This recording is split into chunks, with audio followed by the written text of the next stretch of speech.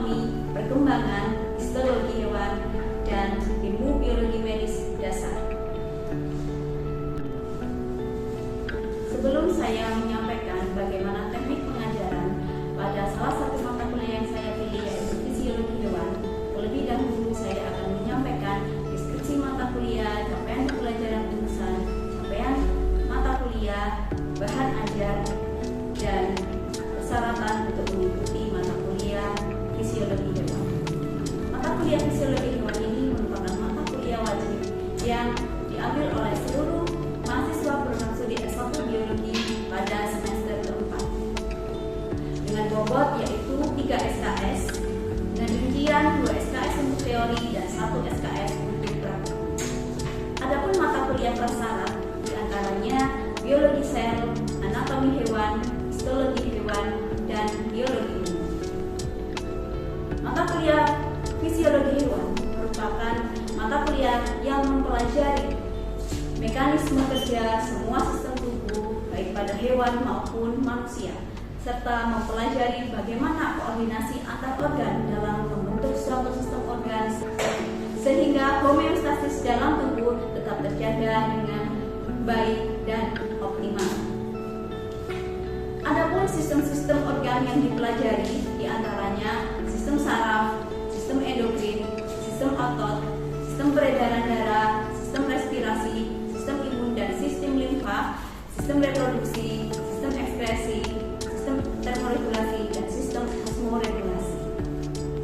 Selain itu, mata kuliah fisiologi hewan ini diharapkan agar mahasiswa mampu menerapkan konsep-konsep fisiologi hewan dan manusia untuk merencanakan, analisis, dan mengevaluasi fenomena fisiologis yang terjadi di lingkungannya dengan memanfaatkan ilmu pengetahuan dan teknologi sesuai dengan permasalahan yang dihadapi. Sehingga capaian pembelajaran lulusan mata kuliah ini diantaranya yang pertama, menunjukkan sikap bertanggung jawab atas pekerjaan di bidang biologi secara mandiri. Yang kedua, menguasai metode ilmiah untuk dapat melakukan penelitian di bidang biologi. Yang ketiga, mampu bekerja sama, berkomunikasi, dan berinovatif dalam pekerjaannya. Yang keempat, mampu melakukan metode penelitian yang tepat untuk mengatasi permasalahan dalam bidang biologi melalui pendekatan ilmiah untuk menghasilkan suatu publikasi ilmiah. Dan yang terakhir yaitu untuk menganalisis potensi sumber daya hayati yang bertujuan agar meningkatkan kemanfaatannya. Sedangkan capaian pembelajaran mata kuliah diantaranya yang pertama, mahasiswa mampu bekerja mandiri dan kelompok secara aktif. Yang kedua, mampu menganalisis susunan dan berbagai sistem dalam tubuh hewan maupun manusia. Yang ketiga, menganalisis proses-proses fisiologi dari berbagai sistem yang ada di dalam tubuh hewan maupun manusia. Dan yang ketiga, merinci mekanisme kerja organ dan keterkaitan kinerja organ dalam suatu sistem organ baik pada hewan maupun pada manusia. Serta yang terakhir yaitu mengkategorikan gangguan dan kesehatan serta bagaimana upaya preventifnya. Selanjutnya, dalam penyampaian materi mata kuliah ke mahasiswa, saya menggunakan 3 prinsip yaitu delivery, interaction, dan assessment. Delivery atau bagaimana teknik penyampaian saya kepada mahasiswa. Pada perkuliahan, saya menggunakan 2 model pembelajaran. Yang pertama offline dan yang kedua online. Pembelajaran secara offline saya lakukan di dalam kelas dengan memanfaatkan TV interaktif, whiteboard, LCD, dan media audiovisual lainnya. Sedangkan melalui online saya menggunakan 2 metode yakni sinkronus dan asinkronus. Sinkronus saya menggunakan platform. Dengan pembelajaran sinkronus saya memanfaatkan 2 jenis platform. Yang pertama Zoom Meeting dan yang kedua Google Meet. Sedangkan pada pembelajaran asinkronus saya memanfaatkan platform Google Class dan WhatsApp Group. Dengan fisiologi baik dalam pembelajaran online maupun offline, saya berusaha mendorong keaktifan mahasiswa melalui strategi pembelajaran yaitu case-based learning dan research atau project-based learning. Pembelajaran case-based learning saya lakukan dengan memberikan mahasiswa sebuah isu atau info-info terkini terkait dengan gangguan pada fisiologi baik pada hewan maupun manusia. Dengan begitu saya yakin mahasiswa dapat memperluas wawasannya dan meningkatkan kemampuan berpikir kritis. Pelajaran riset atau project-based learning saya gunakan untuk melatih kemampuan mahasiswa dalam melakukan sebuah riset sederhana dengan kurun waktu yang singkat. Dengan begitu, saya yakin kemampuan analisis mahasiswa akan semakin bertambah. Selanjutnya, untuk bahan ajar yang saya gunakan yaitu yang pertama, Animal Physiology, Adaptation, and Environment karya Smith. Kedua, Essential of Animal Physiology karya Prastolky, dan yang ketiga, Principle of Animal Physiology karya Moyes. Serta saya mengembangkan bahan ajar berupa modul pembelajaran fisiologi hewan yang digunakan mahasiswa dalam kegiatan praktik. Selanjutnya, prinsip yang kedua yaitu interaction. Bagaimana cara saya berinteraksi dengan mahasiswa? Di dalam kelas, saya menggunakan baik pembelajaran secara offline maupun secara online. Saya menggunakan berbagai metode pembelajaran, di antaranya diskusi, ceramah, tanya jawab, tugas, dan beberapa praktik. Metode pembelajaran ceramah saya gunakan agar mahasiswa memiliki wawasan tambah yang lebih luas, serta dalam prosesnya saya memberikan kesempatan mahasiswa untuk tanya jawab guna memastikan materi yang saya sampaikan bisa dipahami dengan baik. Selanjutnya, metode diskusi.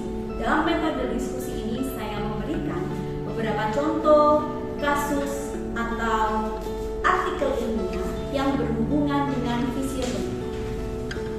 Dengan metode ini, mahasiswa bisa berinteraksi dan berdiskusi antar mahasiswa yang lain untuk memecahkan suatu permasalahan tersebut. Yaitu tugas. Tugas saya berikan kepada mahasiswa dengan tujuan agar mahasiswa bisa terlatih dalam memahami materi yang saya sampaikan. Selanjutnya, metode pembelajaran yang terakhir yaitu praktikum. Praktikum ini sangat penting dilakukan oleh mahasiswa selain mahasiswa mendapatkan teori dari dosen pengajar. Hal ini bertujuan agar skill mahasiswa dalam laboratorium dapat terasah dengan optimal. Prinsip yang terakhir yaitu assessment atau penilaian. Setiap pertemuan pertama yaitu dalam penyampaian kontrak kerja, saya memberikan kesempatan mahasiswa untuk bernegosiasi dalam sistem penilaian. Adapun hasil dari kesepakatan antara saya dengan mahasiswa dalam penilaian baik itu teori maupun praktikum, yaitu untuk pembelajaran teori didapatkan persentase sebesar 60%, sedangkan untuk praktikum yaitu 40%. Adapun komponen dari penilaian teori diantaranya tugas sebesar 20%, kehadiran 10%, UTS 35%, dan UAS 35%. Sedangkan untuk komponen dalam penilaian praktikum diantaranya laporan sejumlah 40%, ujian praktikum sejumlah 30%, kehadiran dan keaktifan sejumlah 20%, dan pretest sejumlah 10%. Dalam sistem penilaian, saya membuat rubrik penilaian yang terdiri dari rubrik penilaian untuk presentasi, rubrik penilaian untuk praktikum, dan singkat dari mata kuliah yang saya ampu. Selanjutnya saya akan menampilkan video pembelajaran saya di kelas dan saat praktik. Bismillahirrahmanirrahim. Assalamualaikum warahmatullahi wabarakatuh. Selamat pagi. Bagaimana kabar kalian hari ini? Sebelumnya, Ibu mohon izin hari ini mengambil video kalian untuk video pembelajaran ya. Nah, kalau pada minggu lalu, yaitu pada pertemuan keempat ya, kalian sudah belajar tentang apa? Sistem peredaran darah. Nah, Ibu akan mereview sedikit ya. Sistem peredaran darah itu ada dua ya kan, sistem peredaran terbuka dan sistem peredaran tertutup. Ya, coba siapa yang masih ingat apa perbedaan sistem peredaran darah terbuka dan sistem peredaran tertutup? Ada yang kaya akan oksigen. Nah, fungsi dari kapiler ini adalah untuk menyaring itu. Sedangkan kalau di invertebrata karena tidak ada kapilernya, darah itu tercampur, gitu ya. Kemudian saya kemarin juga memberikan sebuah studi kasus ya, masih ingat? Nah, coba tolong disampaikan apa yang kalian pelajari dari jurnal yang kemarin saya berikan. Ya, Angel. Jadi dari jurnal kemarin yang merupakan hasil review dari 11 artikel ilmiah menganalisis tentang penyakit arteri koroner yang merupakan penyakit mematikan nomor 1 di dunia. Dan hasil penelitiannya mengungkapkan bahwa penyebab dari arteri koroner ini karena penyumbatan pembuluh darah atau penyempitan pembuluh darah. Dan hasil penelitiannya mengungkapkan bahwa olahraga atau senam aerobik dengan intensitas sedang selama sebanyak 150 menit dalam seminggu dapat memberikan efek yang positif pada gejala awal penderita penyakit kardiovaskular. Betul. Sangat betul sekali ya. Jadi memang ya pentingnya olahraga untuk menjaga apa? Sistem kardiovaskuler. Nah, karena apa? Karena di dalam sistem kardiovaskuler itu ada otot-otot jantung. Dan ini semakin bertambahnya usia, otot-otot ini tuh akan apa?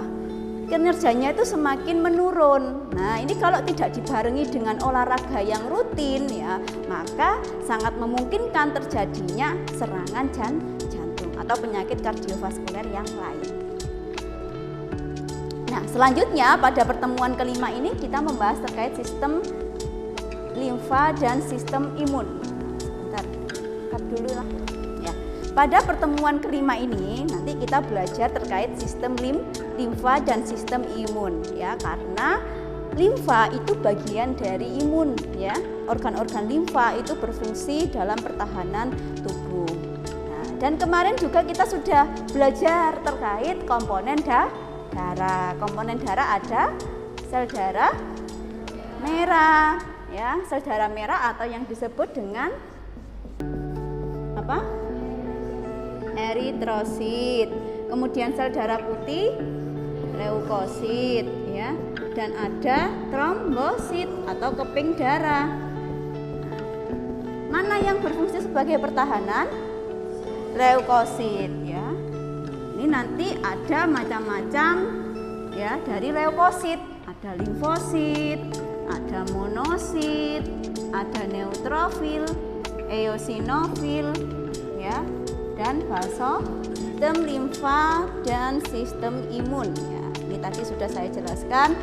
Nah, adapun nanti ya sub-sub yang harus kalian pelajari ya, yang akan dipelajari di mata kuliah ini yaitu ada fungsi, kemudian saluran atau organ limfa, cairan getah bening, gangguan pada sistem limfa, kemudian definisi sistem imun, jenis sel imun, faktor-faktor yang menentukan pengaruh sistem imun dan gangguan pada sistem imun.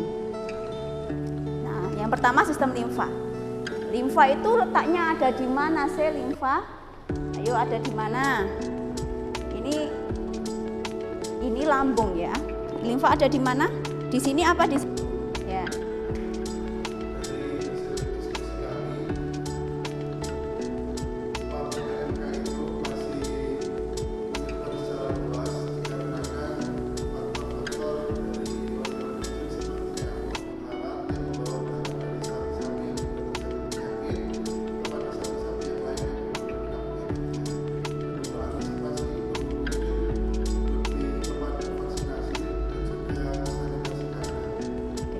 Ada yang menambahkan dari kelompok 2 mungkin?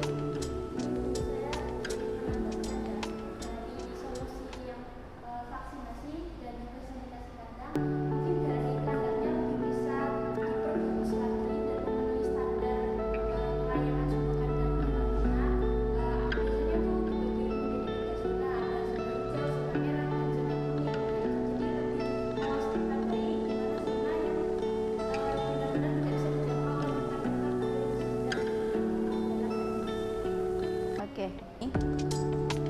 Program pemerataan vaksinasi melalui Dinas Peternakan Daerah melakukan monitoring kondisi daging yang ada di pasar dengan layak atau tidak. Ya, betul ya. Jadi semua jawaban dari kelompok 1, 2, 3 itu memang berguna untuk percepatan penanggulangan dari PMK ya.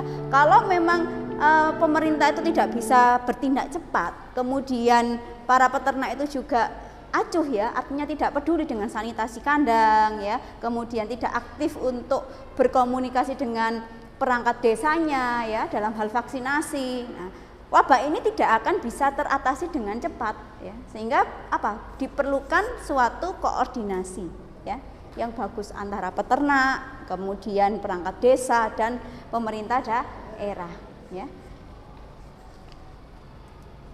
Ini ada sedikit tugas ya. Ini tugasnya nanti saya posting juga di Google Class ya. Dan waktu pengumpulan 1 kali 24 jam. Nanti kalian harus sudah menyelesaikan dan mengupload di mana? Di Google Classroom. Oke, sehingga sekian dulu ya pertemuan kita pada minggu kelima ini ya. Semoga bisa memberikan manfaat bagi kalian. Kurang lebihnya saya mohon maaf. Wassalamualaikum warahmatullahi wabarakatuh.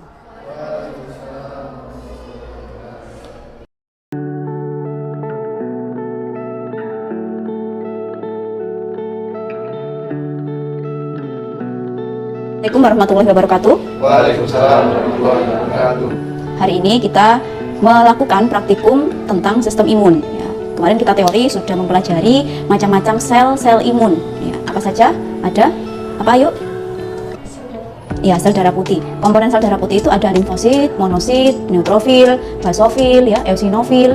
Ini pada praktikum kali ini ya, nanti kalian dituntut untuk bisa menghitung jumlah dari diferensial leukosit. Ya. Dari apa? Sampelnya yaitu darah yang diambil dari jari kalian. Ya. Nanti dibuat preparat apusan darah, kemudian diamati di bawah mikroskop berapa jumlah neutrofilnya, berapa jumlah limfositnya, ya, basofilnya. Gitu. Nanti dibuat kelompok ya. Nah, selain kita melihat diferensial dari leukosit, kita menghitung total dari leukositnya, ya, total jumlah leukosit. Adapun nanti bahan yang kita gunakan di sini ada alkohol 70%, kemudian ada metanol, ya, kemudian ada larutan truk, ya. Larutan truk ini digunakan saat nanti kita menghitung total leukosit. Kemudian di sini ada giemsa. Giemsa ini digunakan untuk mewarnai sel darah putih, ya. Kemudian ini adalah alat untuk mengambil darah ya. Jadi seperti yang Bu Putri tadi bilang, darahnya diambil dari jari. Ya, sehingga kita butuh alat penusuk, ya kan? Tuh. Terus nanti untuk menghindari terjadinya gumpalan darah, maka nanti darah itu harus diencerkan dulu ya dengan menggunakan EDTA. EDTA itu merupakan larutan yang mencegah agar darah itu tidak menggumpal, ya. Tuh. Nah, ini nanti ya yang harus kalian amati ya sesuai dengan buku panduan ya, dibuka halaman 18 di situ. Yang pertama adalah mengamati di situ jumlah sel ya, jumlah sel leukosit. Ini total ya, ini total leukosit. Nah, darahnya yang diambil berapa Bu? Nggak perlu banyak-banyak ya, sekitar 0,1 mili ya. 0,1 mili dari ujung jari kalian. Kemudian setelah kalian nanti mengamati jumlah sel leukosit, yang kalian harus hitung itu adalah diferensial leukosit. Nah, ini termasuk ada limfosit, kemudian ada monosit, ada neutrofil, eosinofil, dan basofil.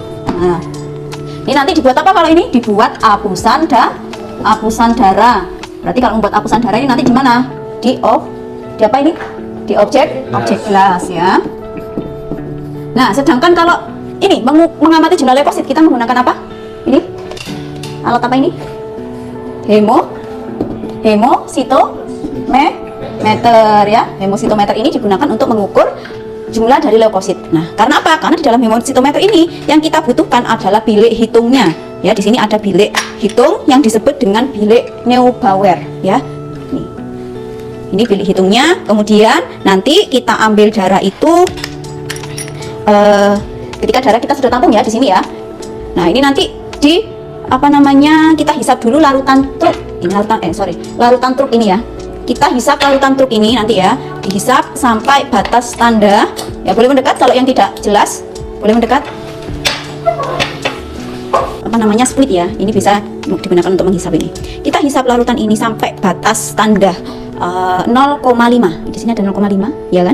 Nah, ini nanti kita ambil darah dulu ya. Darah dulu kita ambil. Misalkan di sini sudah ada isinya darah ya. Kita ambil sampai batas 0,5. Setelah batas 0,5 di sini ya, kemudian kita tambahkan ya dengan larutan truk ini sampai batas sini. Ya, batas atas ini. Paham? Ketika sudah ini dicabut ya, dilepas. Kemudian kita homogenkan. Jadi memutar angka 8 ya. Ketika sudah homogen, kemudian kita teteskan di bilik ini ya. Jadi diteteskan ini, nanti dia akan mengucur sendiri ya, bisa netes sendiri gitu. Kemudian ditutup dengan cover glass. Ditutup dengan cover glass ya. Karena ini kita sudah nutup di sini, barulah ini bisa diamati di mikroskop untuk melihat apa? Total leukosit ya. Tuh. Kalau dengan GIMSA itu berarti kita akan melihat diferensial dari sel darah putih, menghitung limfosit, monosit ya. Caranya bagaimana? Ya, berbeda dengan kita menghitung jumlah total leukosit. Kalau pada perhitungan diferensial sel darah putih itu kita membuat apusan darah. Nah, apusan darah ini bagaimana, Bu? Apusan darah ini didapatkan dari darah kalian ya. Darah kalian diambil darah kemudian ditaruh di cover glass gini ya. Ini terus ini misalkan darahnya sudah ditusuk ya, ini jarimu langsung aja ditempelkan di sini ya. Kemudian nanti kita perlu bantuan satu objek gelas lagi digunakan untuk mensemir ya. Ini misalkan di sini sudah ada tetesan darah ya. Teknik semir itu miring ya dan harus cepat ya, misalkan ini darahnya sudah merata di sini di pinggir. Nah, ini harus cepat set gitu ya. Semakin tipis apusan itu semakin bagus ya. Kalau tebal tuh kita akan kesulitan untuk menghitung jumlah dari sel darah putihnya, diferensialnya ya. Kemudian setelah ini tadi sudah ada apusannya, apakah bisa langsung diamati? Belum ya, karena belum kita kasih pewarna. Ya, fungsi dari GIMSA ini tadi untuk mewarnai inti sel. Sehingga ini tadi kan sudah ada darahmu di sini ya, itu harus dikeringkan terlebih dahulu. Anginkan sampai kering. Kemudian setelah kering nanti dibilas, difiksasi dengan metanol. Ini metanol ya. Apa fungsi fiksasi, Bu? Biar dia melekat di sini ya. Biar melekat. Nah, kemudian setelah difiksasi, dikeringkan ya.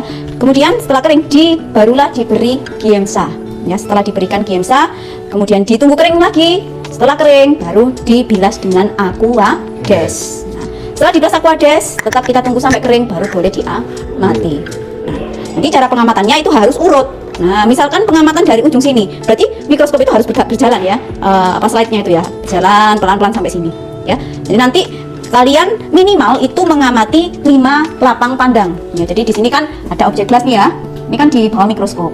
Nah, ini nanti kamu amati. Misalkan di sini ini lapang pandang 1, di sini lapang pandang 2 dan seterusnya sampai lapang pandang ke-5 ya. Urut geser-geser gitu. Nah, ini nanti setiap lapang pandang itu yang kalian lihat ya, ini jumlahnya. Di lapang pandang 1 limfosit berapa, monosit berapa gitu ya, sampai plus lapang pandang ke-5. Tuh. Ada yang ditanyakan? Cukup jelas? Jelas? Bisa kita mulai untuk mendemonstrasikan ini? Oke. Untuk langkah pertama ya, kalian mengamati jumlah leukosit ya. Kalian mengambil darah dari jari. Jadi nanti masing-masing kelompok itu ada satu responden yang dikorbankan untuk diambil darahnya ya, dari jarinya ya. Nggak sakit ya. Coba ayo sekarang dilakukan.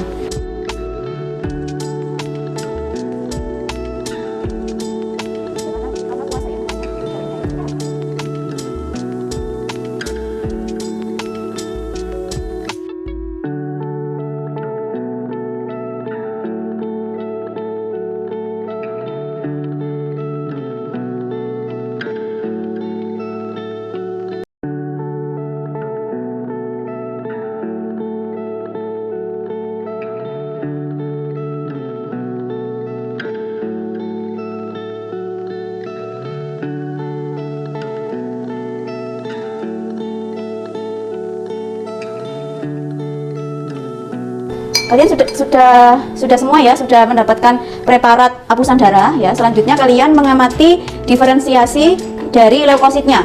Ingat berapa lapang pandang tadi? 5 ya. Nanti bergeser mulai dari ujung ke ujung. Nah, silakan dilihat Mas. Sudah ketemu nggak?